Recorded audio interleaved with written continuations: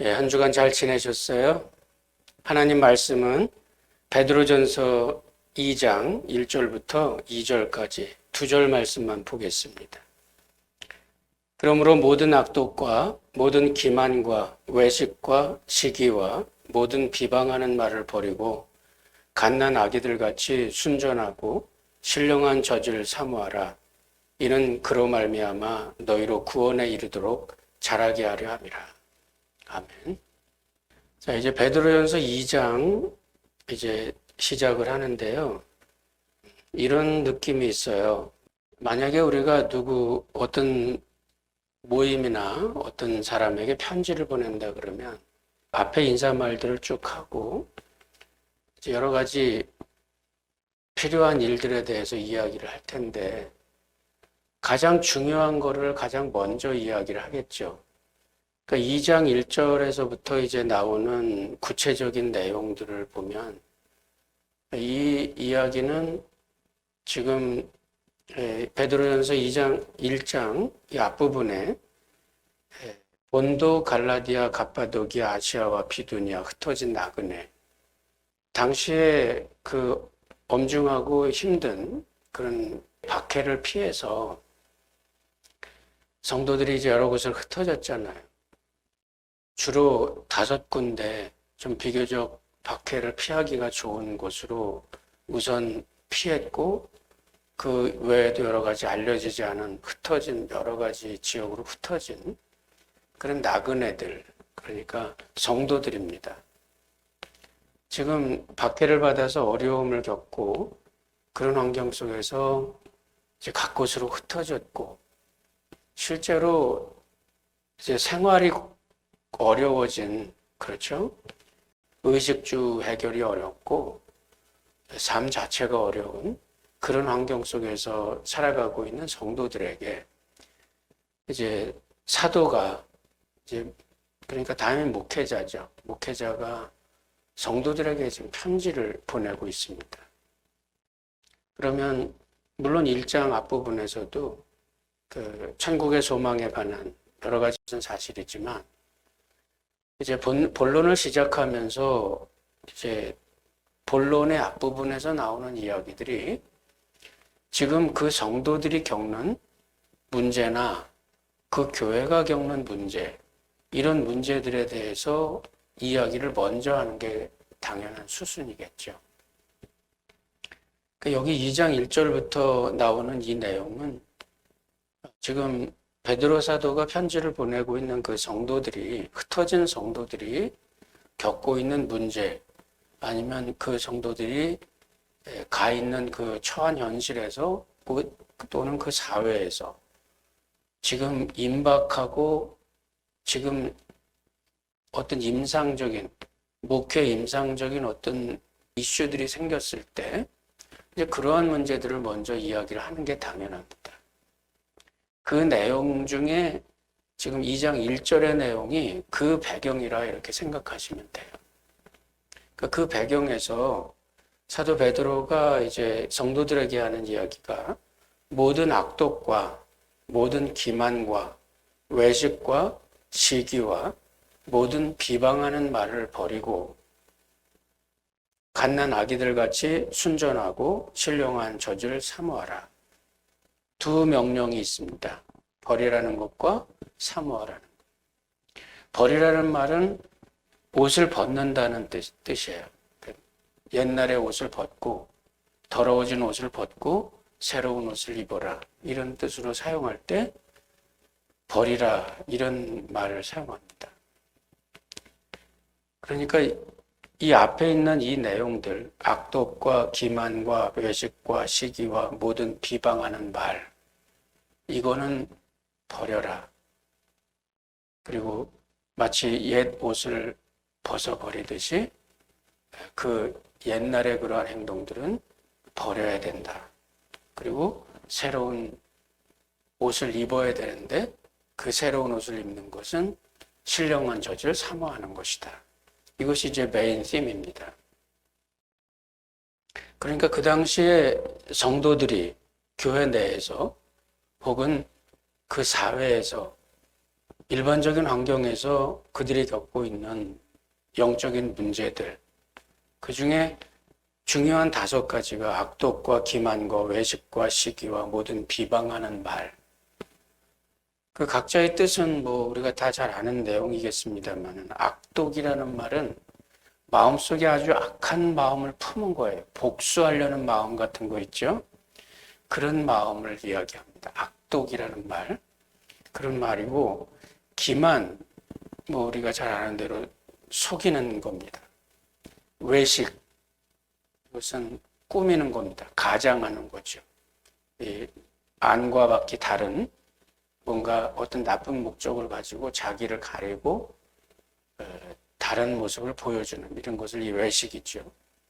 시기, 다른 사람들이 뭔가 잘 되고 다른 사람들이 뭔가 좀 좋고 이런 것들을 보기 힘들어하는 마음입니다. 모든 비방하는 말, 이 비방하는 말은 나쁜 목적을 가지고 상대방을 넘어뜨리기 위해서, 상대방을 무너뜨리기 위해서 사용하는 말을 비방하는 말이라 이렇게 얘기합니다. 그런 면에서 이런 모든 말들은 사실상 정상적인 그리스도인이라고 한다면 하나님 안에서 살아가는 성령께서 우리를 거듭나게 하셨고, 그리고 성령의 열매가 우리 가운데 맺어지는 그런 성도들의 삶이라 그런다면 성도들의 삶과는 조금 관계가 없는 내용들입니다.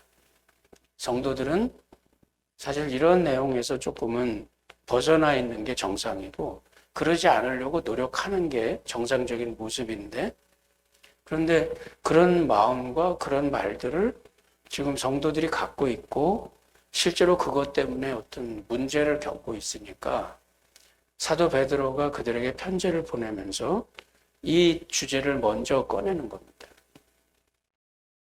그러니까 이 앞에 있는 이 5가지의 좀 좋지 않은 모습들, 그런 모습들은 버리고 갓난 아기들 같이 순전하고 신령한 젖을 사모하라. 이 2가지가 대조가 되고 있는데, 이 말은 무슨 뜻이냐면 갓난 아기들 같이 순전하고 신령한 젖을 사모하라. 그러니까 우리가 뭔가 집중하는 것을 이야기해요. 몰입하는 걸 이야기합니다. 우리가 하나님 안에서 성도라고 한다면 마땅히 몰입해야 되는 것은 하나님의 말씀이에요. 그 말씀과 함께 우리 자신을 다시 한번 돌아보고 영적인 생활을 가다듬고, 몰입한다는 말은 늘 생각이 거기에 있는 겁니다. 늘 거기에 관심을 갖고 거기에 집중을 하고 또 그것을 이루어가기 위해서 최선의 노력을 다하고, 이러한 모습들, 말씀에 집중하는 모습, 말씀에 몰입하는 모습, 이런 모습을 사모한다 이렇게 얘기하는데, 같은 반대의 개념으로 똑같이 우리가 사모하듯이 몰입을 하는 게 만약에 악독이나 기만이나 외식이나 시기나 비방, 이런 말들, 여기에 집중하고 있다 그렇다면 우리가 거기에 몰입을 하는 거죠. 우리가 어디에 몰입을 하는가? 예수를 믿고 우리가 믿는 자로서의 삶을 살아갈 때 사도 바울의 편지의 내용과 베드로뿐만 아니라 야고보, 요한, 여러 다른 사도들의 내용과 이렇게 비교를 해볼 때 약간 다른 느낌은 뭐냐면, 사도 바울은 약간 헬라식이에요. 헬라식이라는 말은 좀 더 변론적이고 변증적이라는 말이죠. 그래서 예수를 믿고 구원을 받았으면 우리는 그것으로서 구원을 받은 겁니다. 그 원리적인 면이죠. 그러나 다른 사도들, 유대식의 사고방식을 갖고 있는 사도들은 예수를 믿는 것은 결국 그 말씀은 실천으로 이어져야 됩니다. 그러니까 실천이 되어지지 않는 말씀은 올바른 말씀이라, 올바른 구원이다, 이렇게 올바른 믿음이다 이렇게 이야기를 할 수가 없습니다. 그러니까 뭔가 약간의 다른 느낌을 주고는 있지만 같은 말이지만 다른 모습을 보여주고 있는 겁니다. 좀 더 강조가 말씀의 실천이 많이 강조가 돼요. 베드로 사도 역시 마찬가지입니다. 갓난 아기들 같이 순전하고 신령한 저질 사모하라. 이렇게 말씀하셨을 때 말씀에 몰입을 해요. 그 말씀에 몰입을 하는 그런 모습, 당연한 그리스도인들의 당연한 사고방식이죠. 삶의 모습이고 그 말씀에 몰입하는 그러한 모습과 다른 좋지 않은 악독과 기만과 외식과 시기와 비방 이런 것에 집중하는 그런 모습은 그것에 몰입하는 그런 모습은 그리스도인답지 않은 겁니다. 헬라식의 회중들 같으면 예수를 믿으면 구원받았다니까 그러면 이제 우리는 구원받은 사람 아니냐.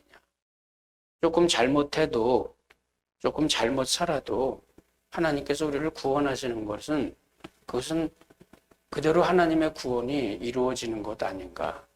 물론 맞습니다. 그러나 또 한편 하나님을 믿는 믿음이 있다면 그 믿음으로 전폭적인 의지하는 하나님을 믿고 의지하고 하나님께 완전히 나의 삶을 맡기는 그런 모습 또한 있어야 돼요. 그런 모습이 우리의 삶에 우리가 믿음을 갖고 있다는 증거거든요. 그러니까 이런 모습 가운데 만약에 예수를 믿는 사람들이 악독이나 기만이나 외식이나 시기나 비방 이런 것에 연관되어 있고 성도들 간에 혹시라도 이런 일들이 생긴다고 그렇다면 그거는 예수를 올바로 믿는 사람들이라 할 수 없습니다. 그 어려운 환경 속에서 교회 생활을 하는 사람들끼리 만약에 교회 내에 이런 문제가 있다면 교회가 참 어려운 겁니다. 교회 생활 자체가 어렵고 그 안에서 살아간다는 것 자체가 굉장히 어려운 일 아니에요. 그러니까 요즘 교회를 떠나는 사람들 많이 있잖아요. 예수를 믿는 믿음은 예수를 믿고는 싶은데 교회가 너무 싫다. 그런 마음들이 한편 이해가 되기도 해요.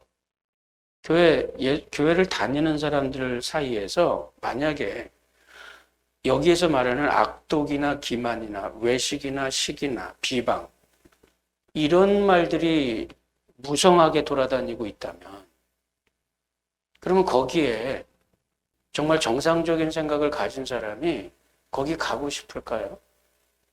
가고 싶지 않겠죠. 만약에 교회가 그런 것에 휘말려 있다면 말이죠. 그러니까 우리들이 집중하는 것, 자고 일어나서 생각하는 것, 뭔가 생각에 여유가 생겼을 때 우리들의 생각을 채우고 있는 것, 이것이 몰입이잖아요. 그러니까 그 몰입을 하는 게 우리가 몰입하는, 하나님 안에서 우리가 몰입하는 그 감정이 어떤 것인가. 그것이 이 앞에 있는 5가지의 그 좋지 않은 모습들, 좋지 않은 악덕이죠. 악한 성품, 이런 것에 참여하지 말고, 거기에 몰입하지 말고, 우리가 몰입해야 될 것은 어디냐면, 갓난 아기처럼, 갓난 아기가 배고프면 젖을 찾잖아요. 젖 이외에 다른 생각은 없잖아요. 갓난 아기가 젖을 사모하고 엄마의 품을 파고 들어가듯이 순전하고 신령한 젖을 사모하라. 여기 순전하고 신령한 젖이라는 말은 신령한 젖이라는 것은 말씀이에요. 그 말씀이 우리를 키운다는 말이죠. 우리를 양육시킨다는 말이에요. 우리를 양육시키는 순전한 것, 우리를 양육하는 순전한 말씀 이런 뜻이에요. 순전하고 신령한 젖이다 이 말은 우리의 영혼과 우리들의 삶을 양육시키는 하나님의 말씀이 신령한 젖인데 그 순전한 말씀이 뭔가에 뒤섞여 있는 혼합되어 있는 것이 아니라 정말 영양가가 많고 아기를 충분하게 건강하게 양육할 수 있는 그런 순전하고 신령한 젖 말씀을 사모하라는 겁니다. 말씀에 몰입하라는 거예요. 다른 것에, 세상적인 것에 빠지지 않으려면, 교회 생활을 하면서도 세상적인 생각에 빠지지 않으려면, 영적인 충만함을 잃지 않으려면 다른 나쁜 것에 몰입하지 말고 그것은 벗어버리세요. 그리고 하나님의 말씀에 순전한 말씀, 그 말씀을 통해서 우리를 스스로 양육을 시켜야 돼요. 그러니까 이것이 참 중요한 일입니다. 그러니까 그로 말미암아 너희로 구원에 이르도록 자라게 하려 함이라. 구원에 이르도록 자라게 한다. 이 말은 성장해서 구원에 이르기까지 우리가 자라야 된다 이런 말이 아니라 우리들의 구원이 최종적으로 이루어질 때까지 우리가 끝까지 그때까지 성장을 해 가야 된다는 말입니다. 구원을 잃거나 구원을 얻거나 그런 말이 아니라 구원이라고 하는 당연한 목표가 있는데 거기에 이를 때까지 우리는 끝까지 자라가야 된다는 말이에요. 성장해야 된다는 말이죠. 그 성장하는데 가장 중요한 영양소가 말씀이에요. 우리가 운동을 한다는 게 결국은 우리 몸을 건강하게 하기 위해서 운동을 하잖아요. 운동을 하는 중요한 목적은 우리 속에 있는 나쁜 것은 배출시켜버리고 우리들에게 필요한 근육을 조금 더 늘리고 성장시키기 위해서 우리가 운동을 해요. 운동을 하기 위해서는 운동을 하려면은 필요한 영양소 섭취를 잘해야 됩니다. 이게 중요해요. 다이어트 한다고 안 먹고 살을 뺀다. 그럼 몸이 약해집니다. 다이어트를 하면서 몸을 건강하게 만들어야 되는데 건강하게 만들려면 운동을 해야 되고 운동을 해야 되려면 탄수화물을 먹어야 돼요. 그러니까 단기적인 에너지를 위해서는 탄수화물이 필요한데 탄수화물을 완전히 안 먹고 운동만 한다 그러면 몸이 또 한편 약해지고 영양분의 불균형이 옵니다. 그러니까 탄수화물을 적당하게 또 먹고 에너지를 얻어서 단기적인 에너지를 얻어서 운동을 하고 운동을 해서 근육을 튼튼하게 하고 근육이 또 튼튼해지고 근육의 양을 늘리려면 단백질을 먹어야 되는데 단백질은 몸에 저장이 안 됩니다. 그러니까 많이 먹어야 소용없고 적당하게 먹어야 돼.